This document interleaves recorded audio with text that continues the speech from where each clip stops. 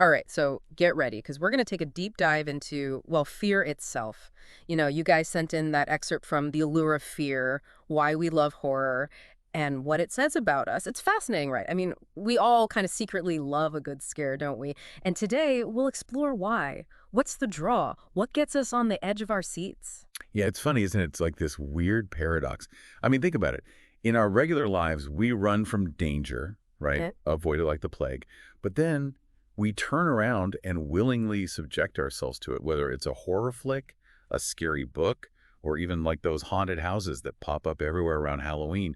Why do we do that? It's so true. It's like we actually crave that adrenaline rush. But okay, let's get down to the nitty-gritty here. What's actually going on in our brains when we jump at a scary scene or, that creepy music starts playing? Think about it this way. Our brains, right, have this built-in security system. And the amygdala, that's Okay. like the control center of that system. It's constantly on the lookout, scanning for any sign of trouble.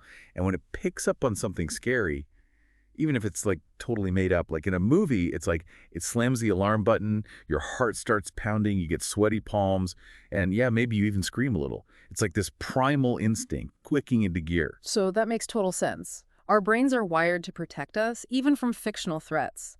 But here's what I don't get. If our bodies are reacting as if we're in actual danger, why does it feel kind of good? Why do some of us actually seek out that feeling? Okay, so now that's where things get super interesting. See, alongside all that adrenaline, our brains are also pumping out dopamine, that feel-good hormones. And together, they create this like potent cocktail, this rush, this feeling of excitement. And for some people, it can get, well, almost addicting. So it's like riding a roller coaster, right? That initial plunge of fear, and then bam, the dopamine kicks in, takes the edge off, and then what do? We get back in line for another go. Yeah, that's actually a great analogy. This guy, Dr. Glenn Sparks, he's a researcher who studied the effects of horror for years, and he compares it to, get this, extreme sports. It's all about that physiological response, the thrill that keeps people coming back for more. Okay, but there's a big difference between, say, binge watching horror movies all night and, actually finding yourself lost in some creepy forest in the dead of night. Right. Oh, absolutely. Yeah. Yeah. And that's the thing about what we call safe fear, right? Right. We might crave that adrenaline, that thrill, but we only really want it if we know we're in control. Like Mm. deep down, our brains get that the monster on the screen, well, it can't actually get us. It's like we're wired to know the roller coaster's on a track. It can't just go careening off into the abyss, right? Yeah. That safety net, that knowledge that it's all a fabrication, it's key. Exactly. Our brains are really good at recognizing that difference between a made-up threat and, actual danger.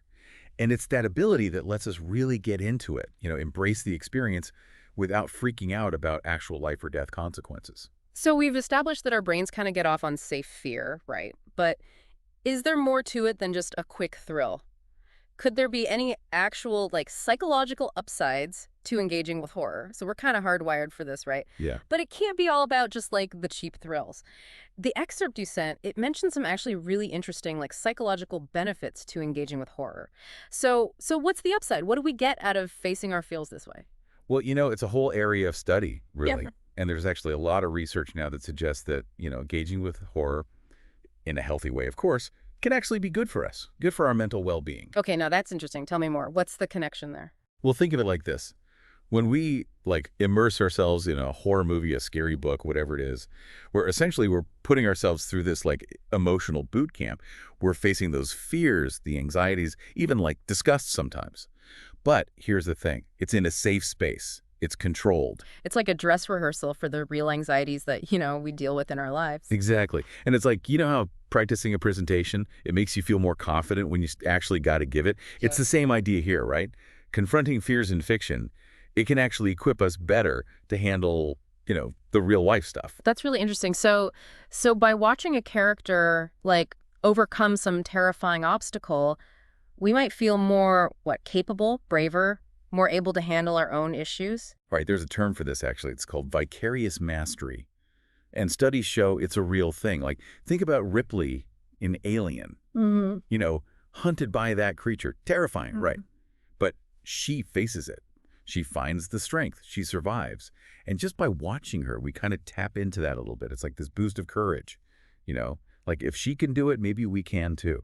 That's a great example. So it's not just about the jump scares and the chills, right? It's like horror almost taps into something deeper, something within us. We can borrow a little bit of that fictional courage. That's kind of powerful when you think about it. It really is, and it goes even deeper than that. Remember how we were talking about the amygdala being like the brain's alarm system? Yeah. Well, when we expose ourselves to these safe fears repeatedly, it's like we're training it, you know? Hmm. We're training the amygdala to be less reactive over time. Oh, I see, I see. So it's like a muscle in a way. The more you use it, the stronger it gets. But in this case, it's about what? Emotional resilience. Exactly. Exactly. Regular exposure, safe doses, of course, Yeah. can make us more tolerant, Hmm. more tolerant to uncertainty, to the unexpected stuff in life. It's like building up, like, I don't know, a mental callus against the everyday anxieties, the stuff that might normally, feel overwhelming. I love that, building a mental callus. But the excerpt also mentions this whole social aspect to horror. And I gotta say, I'd agree. There's something about sharing a good scare that really brings people together. Absolutely. Yeah. Think about it. How many people go see horror movies in groups? Or hit up haunted houses with their friends, even just like bonding over scary stories, right? Yeah. It's like ingrained in us, this social element of fear. It's so true. Oh my gosh, I've totally been there, like dissecting a scary scene or a horror movie with friends for hours. It's a thing. It is a thing. And there's a reason for it, too. It's like actual science behind it.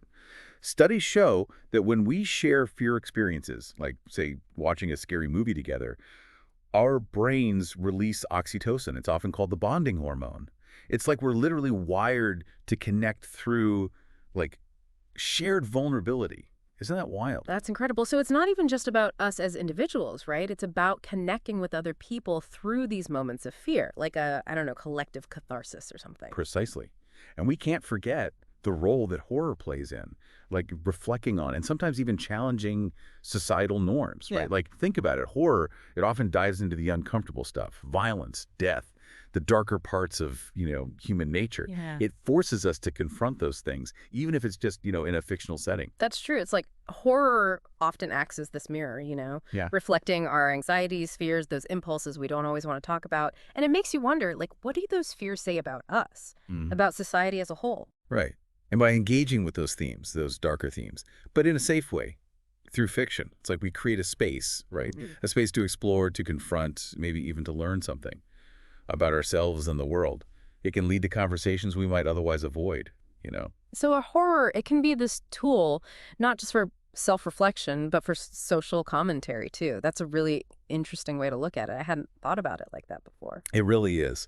This genre, it often operates on multiple levels. It lurks beneath the surface, makes us question things, confront those truths we might not want to see. Like a funhouse mirror to the world almost. It reflects back this distorted image, but often there's something really revealing there.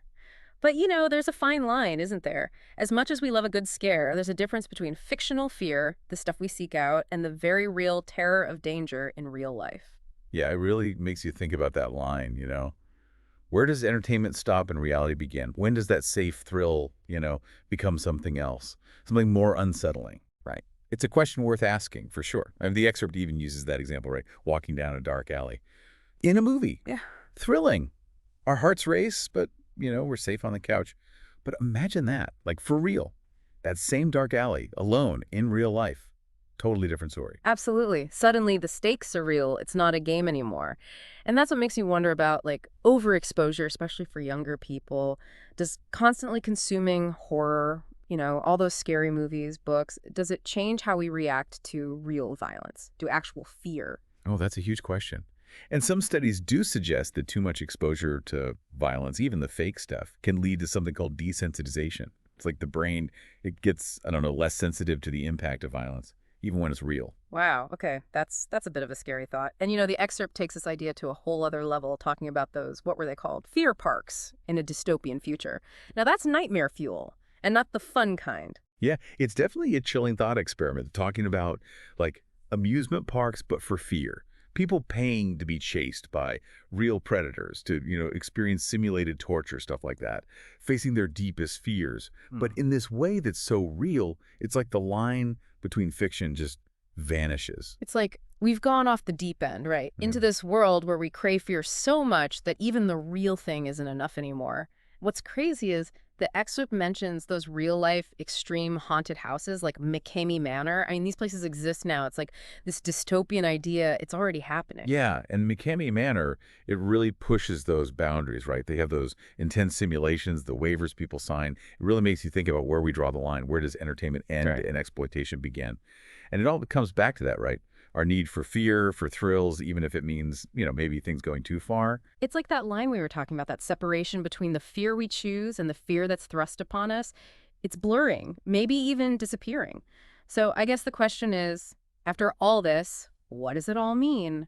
What have we learned from this deep dive into fear? Well, I think the excerpt makes a really important point, right? It's about the duality of fear. It can be fun, it can help us grow, even bring us closer to others, but it can also be dangerous, even destructive if we're not careful. It's a powerful force. So we're left with more questions than answers, I guess. What does our own need for these scary experiences say about us? Where is that line between a fun scare and real danger? And most importantly, can we see it when we're getting close? These are questions worth thinking about, I think. Absolutely. Next time you pick up a horror novel, put on that scary movie. Or, hey, even think about visiting a haunted cornfield. Ask yourself, what am I really seeking here? And am I in control? Definitely something to ponder. Until next time, everyone, keep exploring those dark corners of your imagination. But hey, maybe keep a light on just in case, right?